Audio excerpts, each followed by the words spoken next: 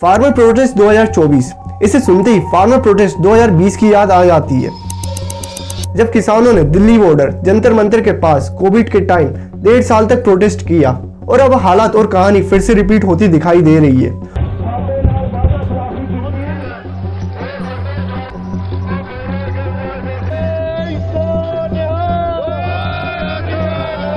और इन दोनों प्रोटेस्ट में सबसे सिमिलर चीज है एरिया और टाइम।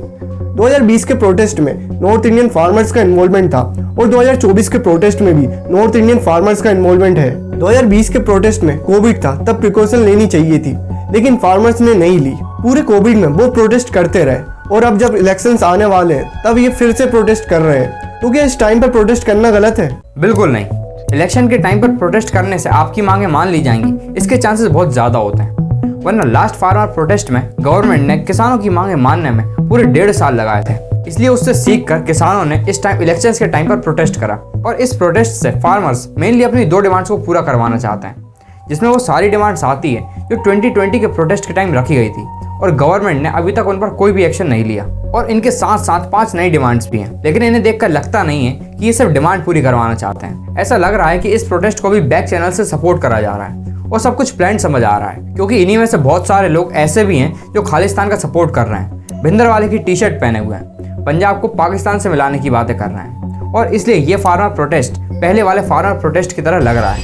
आपने ग्रेटा थनबर्ग का नाम शायद सुना होगा, जो बहुत ही पॉपुलर क्लाइमेट एक्टिविस्ट हैं। ये इसी प्रोटेस्ट के टाइम फेमस हुई थी, क्योंकि इन्होंने गलती से एक टूल किट ट्विटर पर लीक कर दिया था जो फार्मर्स के सपोर्ट में था, जिसमें सब कुछ मेंशन था कि कैसे कैसे इस प्रोटेस्ट को ग्लोरीफाई किया जाएगा, कौन कौन से हैशटैग यूज करे जाएंगे, कौन कौन से सेलिब्रिटीज कब कब कौन कौन से मैसेजेस करेंगे, और सब कुछ वैसा ही हुआ। और अकॉर्डिंग टू दिल्ली पुलिस, ये tool kit Canada based pro Khalistani organisation से लिंक्ड थी।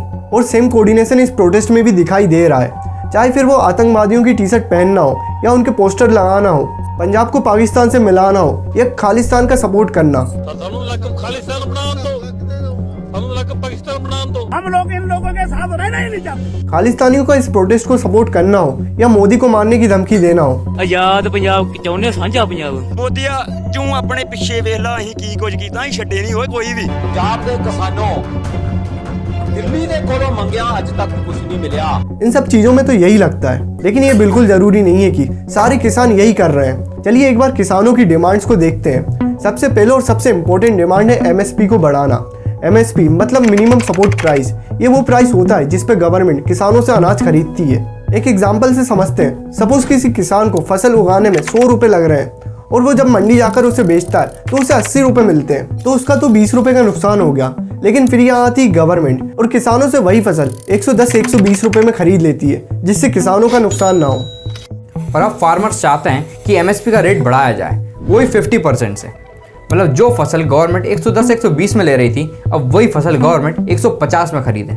और ये एमएसपी का रूल सिर्फ 23 फसलों पर ही लगता है और किसान चाहते हैं कि इसे सारी फसलों पर लगाया जाए। इसके साथ साथ इसे लीगल लॉ बनाया जाए, ताकि गवर्नमेंट कोई भी रहे, सारे किसानों को उनकी एमएसपी मिलती रहे। एक तरीके से देखा जाए तो ये डिमांड लोअर क्लास किसान के लिए ज़रूरी भी है, बट अब इसे गवर्नमेंट के नज़रिए से देखते हैं। प्रेजेंटली गवर्नमेंट सिर्फ 23 नॉन पेरिसेबल क्रॉप्स पर एमएसपी देती है, जिसका खर्चा 2.75 लाख करोड़ का है। और अगर सारी क्रॉप्स पर सरकार एमएसपी देने लगेगी तो ये अमाउंट कितना ज़्यादा हो जाएगा।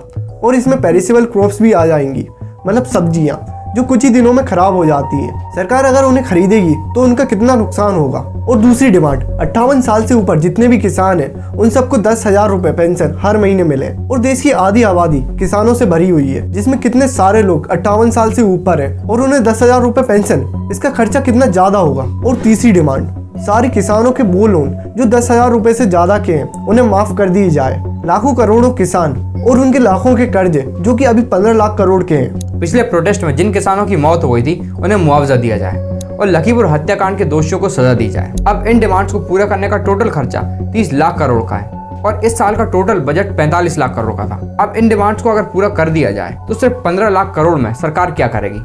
डिफेंस पर खर्चा करेगी या डेवलपमेंट पर, एजुकेशन पर खर्चा करेगी या हेल्थ पर?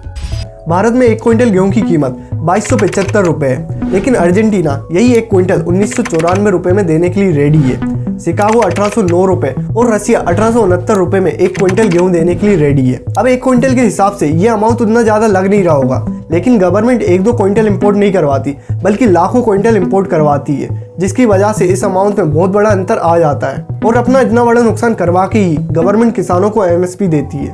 और अगर सरकार ने इनकी डिमांड्स को पूरा कर भी दिया तो अगले दिन से इन्फ्लेशन रेट डबल डिजिट में पहुंच जाएगा। पूरे देश में 1 किलो गेहूं की एवरेज कीमत 30 रुपए है और आटे की 40 रुपए। और अगर गवर्नमेंट MSP दे देती है तो इन्हीं अमाउंट में आप एक जीरो बढ़ा दीजिए, इतना हो जाएगा। पेट्रोल डीजल की कीमतें डबल ट्रिपल हो जाएंगी। इंडिया की हालत श्रीलंका और पाकिस्तान जैसी हो जाएगी। तो क्या आप इतनी बेसिक चीज़ों को इतनी ज़्यादा कीमतों पर खरीदने के लिए रेडी हैं? और क्या ये किसान इस रिजल्ट के लिए रेडी हैं? बेसिकली अगर देखा जाए तो ऑलमोस्ट सारी डिमांड्स जो किसान कर रहे हैं वो नियर टू इम्पॉसिबल ही है, और ऐसी डिमांड रखी इसलिए गई है ताकि ये डिमांड पूरी ना हो पाए, बीजेपी गवर्नमेंट को बदनाम किया जाए और इलेक्शंस में उनके वोट्स काटे जाए। इस प्रोटेस्ट को लीड करने वाले ही लोग कह रहे हैं कि राम मंदिर के बाद मोदी जी का ग्राफ बहुत ऊंचा जा रहा है और उसको डाउन करने के लिए ये प्रोटेस्ट किया जा रहा है। मोदी ਦਾ ਗ੍ਰਾਫ ਬਹੁਤ ਮੰਦਰ ਦੇ ਕਰਕੇ ਉੱਪਰ ਚੜ ਗਿਆ, ਉਹ ਨੁਕਸਾਨ ਉਹ ਇਹਦਾ ਗ੍ਰਾਫ ਡਾਊਨ ਕਿਵੇਂ ਆ ਸਕਦਾ ਹੈ। और इस प्रोटेस्ट के लिए सारे किसान 6 महीने का राशन सांस लेकर आए हैं। और कुछ रिपोर्ट्स का तो ये भी कहना है कि ट्रैक्टर्स भी मॉडिफाइड हैं जिससे वो पुलिस की सिक्योरिटी को सरपास कर पाएं। और सिर्फ इस प्रोटेस्ट की वजह से देश के आम इंसान को कितनी प्रॉब्लम हो रही है इसका अंदाज़ा लगाना मुश्किल है। आना जाना बंद है, राजस्थान बॉर्डर बंद है, हरियाणा पंजाब बॉर्डर पूरी तरह से सील्ड है। बॉर्डर बंद इन किसानों की वजह से और दिक्कत वहाँ के आम इंसानों को भी है। तो ये था इस प्रोटेस्ट का पूरा मैटर। जैसे जैसे ये प्रोटेस्ट बढ़ता जाएगा हम आपको आगे के अपडेट्स देते जाएंगे। लेकिन अगर आप इस वीडियो को अभी तक देख रहे हैं तो इस वीडियो को शेयर और चैनल को सब्सक्राइब करना ना भूलें। मिलते हैं अगली वीडियो में। धन्यवाद।